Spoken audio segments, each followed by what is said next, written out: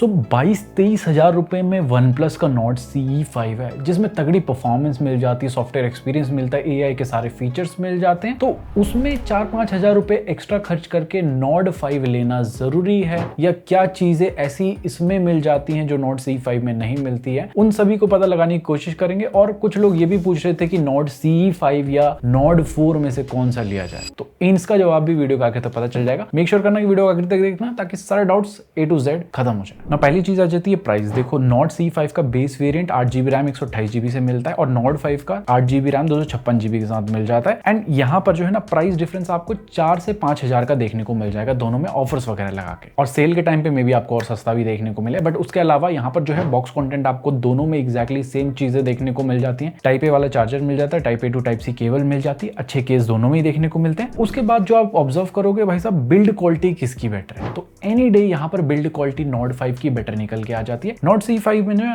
आपको plastic bag देखने को मिलता है, मैट फिनिशिंग के साथ आता है, कोई भी फिंगरप्रिंट स्मजेस दोनों में ही नहीं लगते हैं। बट ओवरऑल जब आप हाथ में पकड़ोगे ना फोन, तो वो ग्लास बैग के साथ ना तगड़ा फील आएगा नॉट 5 में। ऑल्दो दोनों के ही फ्रेम्स जो है आपको प्लास्टिक में देखने को मिल जाते हैं, और अगर साइड बाय साइड भी फोन को देखोगे थोड़ा मोटा यहाँ पर जो है नॉट 5 लगता है नॉट CE5 से। नॉट CE5 में थोड़ी बड़ी बैटरी, स्टिल जो है इसका आकार इससे छोटा है। बट यस दोनों ही फोन काफी बड़े हैं, तो ऑल द टाइम आपको दो हाथ से यूज करना पड़ेगा। एंड दोनों को फोन ना मिनिमल डिजाइन के साथ आता है, मेरे को मिनिमल डिजाइन ही सही लगता है, और कुछ इस टाइप का आपको डिजाइन दोनों में देखने को मिलता है, बीच में वन प्लस का लोगो मिलता है, दैट्स ऑल। बाकी आपको यहाँ पर नॉट 5 में जो है ना एक वन प्लस की देखने को मिल जाती है एक्स्ट्रा, जिसमें वेरियस फंक्शन आप असाइन कर सकते हैं, साइलेंट वगैरह करना हो या ये सारे फंक्शंस आपको देखने को मिल जाएंगे। इसके अलावा दोनों में थोड़ा वेट डिफरेंस भी आपको देखने को मिलेगा, बट एक डिफरेंस देखने को नहीं मिलेगा, दोनों का टाइप सी वाला जो पोर्ट है USB 2.0 को सपोर्ट करता है। कोई भी हेडफोन जैक का गड्ढा दोनों में ही देखने को नहीं मिलेगा, लेकिन हाइब्रिड सिम स्लॉट का ऑप्शन CE5 में मिल जाता है, जो नॉट 5 में आपको देखने को नहीं मिलेगा। साथ में दोनों में ही जो है ना आपको IP65 की रेटिंग मिलती है, और एक बहुत बड़ा ड्रॉबैक हो जाता है CE5 के साथ कि इसमें मोनो स्पीकर मिलते हैं, और नॉट 5 में आपको स्टीरियो स्पीकर सेट मिल जाते हैं। ऑल्दो दोनों में ORLT का सपोर्ट मिलता है, लेकिन any day stereo speaker set आपको बेटर साउंड क्वालिटी देंगे। जो CE5 में ना एक कमी खलती है कि 23-24 हजार में भाई साहब मोनो स्पीकर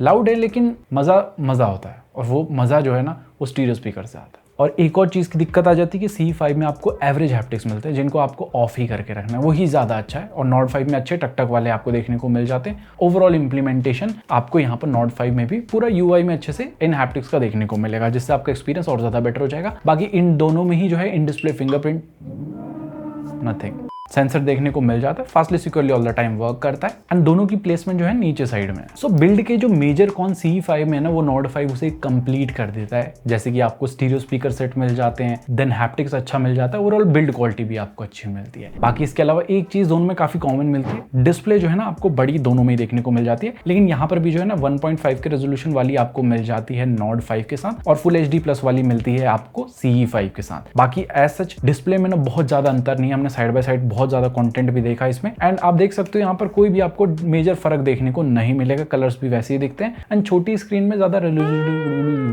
रेजोल्यूशन का फर्क नहीं पड़ता। बट इसके अलावा यस नेटफ्लिक्स में HDR का सपोर्ट आपको देखने को मिल जाएगा, दोनों में YouTube 4K HDR video 60 FPS वाली फ्लॉलेसली चल जाती है, कोई दिक्कत नहीं है। एंड बेजल्स आप देखोगे साइड बाय साइड, तो डेफिनेटली यहाँ पर नॉट 5 के बेजल्स आपको काफी मिनिमल देखने को मिल जाते हैं नॉट CE5 के कंपैरिजन में। इसके अलावा दोनों में ही कोई भी यहाँ पर डिस्प्ले प्रोटेक्शन मेंशन नहीं है, तो आपको मैं बोलूंगा फ्लैट डिस्प्ले है तो टेम्पर्ड ग्लास जरूर से फर्स्ट दिन ही लगवा लेना, अदरवाइज स्क्रैचेस लग जाएंगे भाई साहब, दिक्कत हो जाएगी। बाकी एक और चीज लोग पूछते हैं कि वन प्लस में ग्रीन लाइन आ जाएगा, तो दोनों में ही लाइफ टाइम डिस्प्ले वारंटी मिल जाती है, तो उस चीज की दिक्कत नहीं, उसको वीडियो में समझाया मैंने, इस वीडियो का आई बटन जाकर जरूर से चेकआउट कर लेना। इसके अलावा दोनों में ही जो है 120 हर्ट्ज का रिफ्रेश रेट देखने को मिलता है, नॉट 5 में 144 हर्ट्ज है, लेकिन ओवरऑल सिस्टम में दोनों में ही जो है ना 120 हर्ट्ज पे ही चलता है, बस गेमिंग के टाइम पे जो है नॉट 5 144 हर्ट्ज पे आपको रिफ्रेश रेट देता है। इसके अलावा आउटडोर में दोनों ही इनफ ब्राइट है कि आपको आराम से यहाँ पर विजिबल हो जाएंगे। नंबर्स नॉट 5 के ज्यादा है, लेकिन ऐसा मेजर डिफरेंस आपको दोनों में ही देखने को नहीं मिलता है। बाकी दोनों में ही टच सैम्पलिंग रेट जो इंस्टेंटेनियसली चली जाता है 3000 हर्ट्ज तक, गेमिंग के टाइम पे काफी काम आने वाला है। इसके अलावा दोनों फोन फ्यूचर प्रूफ भी बन जाते हैं, कनेक्टिविटी की सारी चीजें आपको मिल जाती है, बट यहाँ पर NFC जो है आपको सिर्फ नॉट 5 में देखने को मिलता है, बाकी आईआर ब्लास्टर दोनों में मिलता है। बाकी दोनों में ही सुपर से ऊपर 5G की स्पीड हमें देखने को मिल रही थी, कोई दिक्कत नहीं थी, 5G+ भी कांस्टेंट आ रहा था एंड 4G+ भी कांस्टेंट हमें देखने को मिल रहा था। इसके अलावा Vio 5G भी शो करता है, लेकिन कॉल करते टाइम Vio LT पे आ जाता है। इसका मतलब ये है ना कि कॉल करते टाइम 5G की स्पीड का मजा नहीं ले पाओगे, कॉल कटेगा जैसे तुरंत फिर Vio 5G आ जाएगा, फिर आपको 5G की स्पीड मिलेगी। इसके अलावा दोनों में डेडिकेटेड प्रॉक्सिमिटी सेंसर है एंड डिफॉल्ट डायलर कलर है। कॉल रिकॉर्डिंग चुपके से जॉन मोनोशोना के आराम से हो जाएगी। एक और चीज आपकी चुपके से नहीं, बिल्कुल ढिंडोरा पीट के होनी चाहिए कि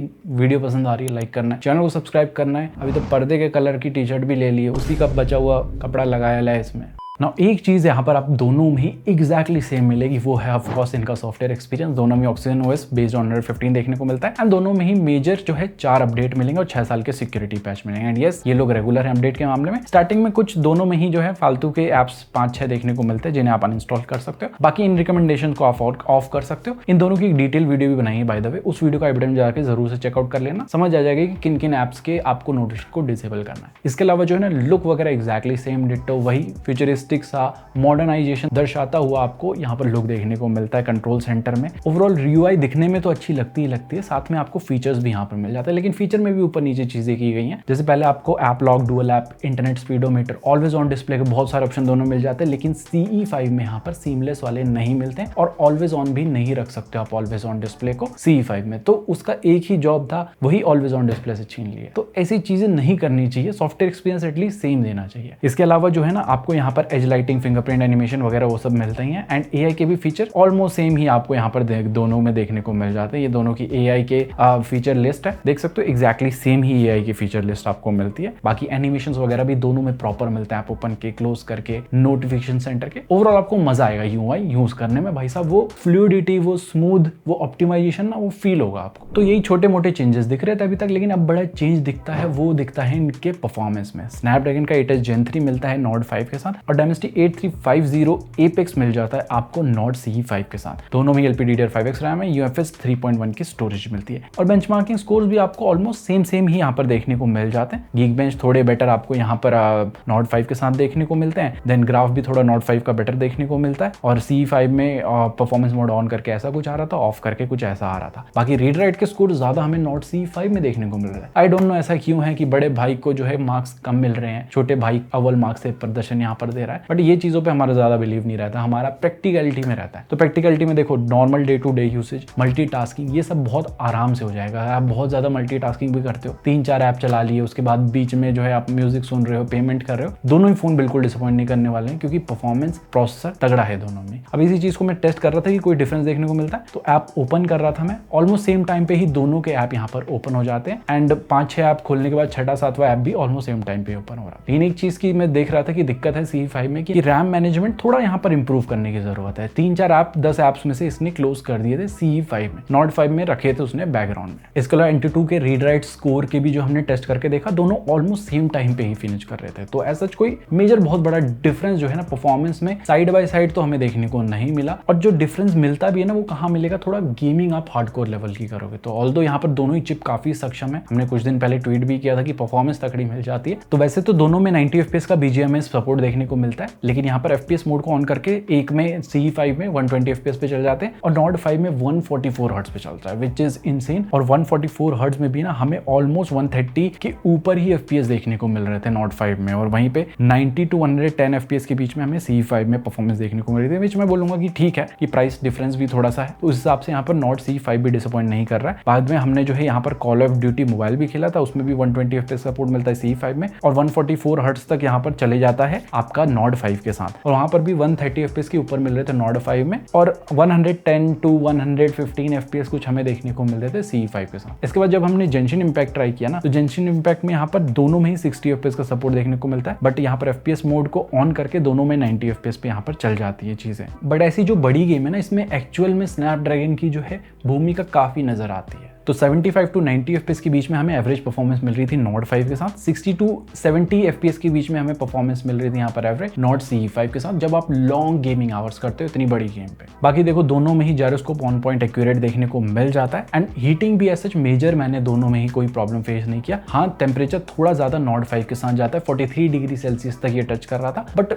उसके बाद भी हमने गेमिंग करी तो उससे ज्यादा नहीं बढ़ रहा था। उसके अलावा यहाँ पर 41 डिग्री सेल्सियस के नीचे Nord CE5 में रहता है, तो ऐसा मेजर हीटिंग का कोई दोनों में ही इशू नहीं है। एंड मैं एक चीज बोलना चाहूंगा कि परफॉर्मेंस में ना दोनों ही फोन डिसअपॉइंट नहीं करेंगे, बट यस यहाँ पर थोड़ा स्लाइटर एज आपको नॉट 5 के साथ मिलेगा परफॉर्मेंस में ना। इसके बाद ना एक और चीज का डिफरेंस थोड़ा देखने को मिलता है, C5 में थोड़ी बड़ी बैटरी आपको देखने को मिल जाती है, 7100 mAh की, 6800 mAh की आपको मिलती है नॉट 5 के साथ। बट बैटरी बैकअप में बोलूं तो हमें 10 घंटे प्लस का स्क्रीन ऑन टाइम मिला था नॉट 5 में और 11 घंटे प्लस का स्क्रीन ऑन टाइम मिल रहा था C5 में। तो 1-1.5 घंटे का थोड़ा ज्यादा आपको स्क्रीन ऑन टाइम मिल सकता है C5 के साथ। बाकी यहाँ पर ऐसा कोई दोनों में इशू नहीं है, 1 से 1.5 दिन आराम से दोनों ही फोन चल जाते हैं। साथ में कोई भी आइडल ड्रेन का इशू दोनों में ही देखने को हमें नहीं मिला। बाकी दोनों में 80 वॉट की चार्जिंग को सपोर्ट करता है एंड थोड़ा चार्जिंग टाइम यहाँ पर ज्यादा लगता है C5 में, क्योंकि थोड़ी बड़ी बैटरी कैपेसिटी मिल जाती है। बाकी दोनों में ही वायरलेस चार्जिंग का सपोर्ट नहीं है यहाँ। और अगर बात करें कैमरा के बारे में तो यहाँ पर जो है ना कुछ चीजें चेंज देखने को मिलेंगी, बहुत ज्यादा चेंजेस नहीं है। तो सेंसर इन्फॉर्मेशन आप अपनी स्क्रीन पे पर देख सकते हैं, अल्ट्रा वाइड 8 मेगापिक्सल का ही मिलता है, बट फ्रंट में 50 मेगापिक्सल का शूटर मिलता है आपको यहाँ पर नॉट 5 के साथ। C5 में 16 मेगापिक्सल का है। तो फ्रंट कैमरा में देखोगे कि आप नॉट 5 की फोटो थोड़ी वॉर्मिश टाइप की टोन आपको देखने को मिलेगी एंड क्लोज टू थोड़ी ज्यादा नेचुरल लगती है, वहीं पे नॉट C5 की कूल टोन के साथ आती है। बाकी ऑलमोस्ट फोटोज जो है ना आपको 19-20 का फर्क यहाँ पर देखने को मिलेगा, but detailing any day not 5 में आपको बेटर देखने को मिल जाती है। बट यहाँ पर ज्यादा वाइड फोटोज भी ना आपको नॉट 5 के साथ देखने को मिल जाएंगी, नॉर्मल एंड पोर्ट्रेट दोनों ही मोड में। बाकी HDR भी दोनों यहाँ पर बैलेंस कर लेते हैं नॉर्मल पोर्ट्रेट मोड में एंड एज डिटेक्शन वगैरह भी यहाँ पर प्रॉपर्ली हो जाता है दोनों में ही, चाहे आप ग्रुप फोटोज ही क्यों ना ले रहे हो। इसके अलावा बैक सेंसर से भी मामला सेम है। देखो सेंसर थोड़ा बेटर यहाँ पर एनी डे नॉट 5 का मिलता है, तो यहाँ पर थोड़ी फोटोज जो है ना आपको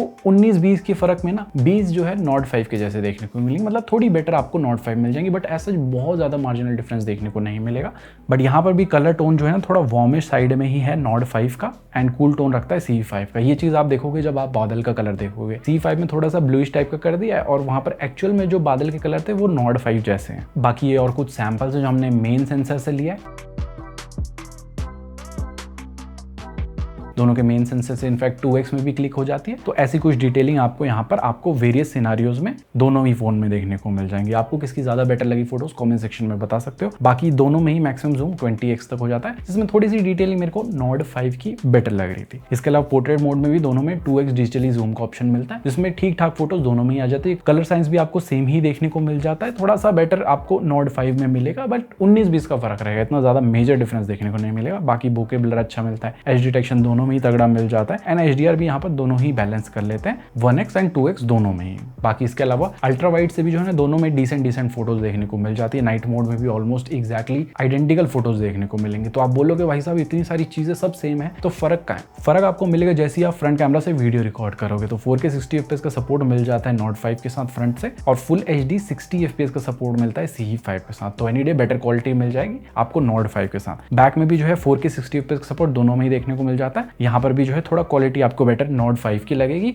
इसके अलावा जो है ना कैमरा में ऐसा कोई मेजर डिफरेंस नहीं है। अब थोड़ा अगेंस्ट द लाइट जाने की सिचुएशन है ये, आप लोग बताओ कैसी लग रही है क्वालिटी? मेरे को तो दिख नहीं रहा है फिलहाल। तो यस ओवरऑल कैमरा हल्का सा बेटर आपको नॉट 5 का देखने को मिल जाता है, बट इसमें जो फ्रंट से 4K 60 FPS का सपोर्ट है वो अच्छा है कि आप व्लॉगिंग वगैरह इससे कर सकते हो आराम से हाई क्वालिटी पे। तो ये थी सारी कहानी इन दोनों फोन के बारे में। आई होप सो चीजें क्लियर हो गई होंगी कि 4-5 हज़ार रुपए एक्स्ट्रा दे के आपको नॉट 5 में क्या एक्स्ट्रा चीजें मिल जाती हैं। तो एनी डे यस आप अगर थोड़ा ज्यादा एक्सपेंड कर सकते हो तो नॉट 5 एक और अच्छा ऑप्शन C5 से डेफिनेटली बन जाता है। अब आ जाता है $1 मिलियन क्वेश्चन कि नॉट C5 लें या नॉट 4 लें। तो देखो इन दोनों में जो मेजर डिफरेंस है ना वो अब आपको साइड बाय साइड दिख रहा होगा। तो डेफिनेटली यहाँ पर नॉट 4 में कुछ चीजें एक्स्ट्रा मिलती हैं, जैसे आपको NFC मिल जाता है, मेटेलिक बिल्ड मिलता है, 1.5 के रेजोल्यूशन मिल जाता है, साथ में यहाँ पर हैप्टिक्स आपको 6 मिल जाते हैं, स्टीरियो स्पीकर सेट मिलता है। तो ये चीजें अगर आपको सेम प्राइस में मिल रही है तो मैं तो बोलूंगा भाई नॉट 4 स्टिल एक बहुत अच्छा ऑप्शन है। तो चीजें आई होप सो अब क्लियर हो गई होंगी, नहीं हुई तो कॉमेंट सेक्शन में पूछ सकते हो। बाकी वीडियो अगर अभी तक लास्ट तक देखी है तो मेक श्योर करना लाइक और चैनल को सब्सक्राइब करे बिना नहीं जाना, नहीं तो पाप लगेगा और एक अपडेट कम मिलेगा, वो हम बिल्कुल नहीं चाहते। सो हम मिलते हैं बहुत ही जल्दी ऐसी किसी न्यू इंटरेस्टिंग वीडियो साथ। Till then Jai Hind, take care and stay fit.